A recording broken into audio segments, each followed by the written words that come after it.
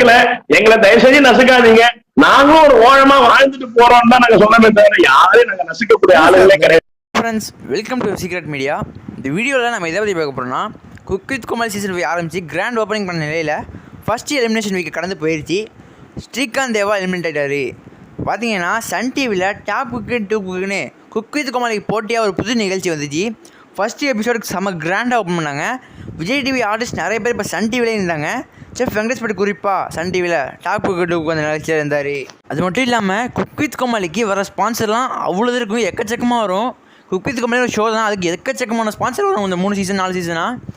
இப்போ பார்த்தீங்கன்னா cook with கோமாளிக்கு sponsors குறைய ஆரம்பிச்சிச்சு. நிறைய ஸ்பான்சர்ஸ்லாம் பில்டப் பண்ணுறாங்க. அது ஏன்னு கேட்டிங்கன்னா, நிறைய ஸ்பான்சர்ஸ்லாம் சன் டிவி பக்கம் திரும்புகிறாங்க. டாப் குக்கு 2 அந்த ஷோக்கு நிறைய ஸ்பான்சர்ஸ் வருது, எக்கச்சக்கமாக போயிட்டே இருக்குது.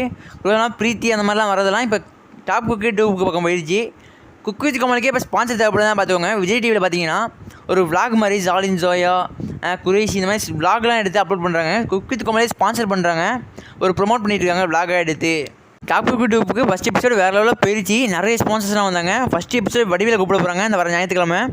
போன எபிசோட் கிராண்ட் ஓப்பனிங் பண்ணாங்க. அது மட்டும் இல்லாமல் குக் வித் கோமாளி பெரிய சரிவு எடுத்து விடுச்சு.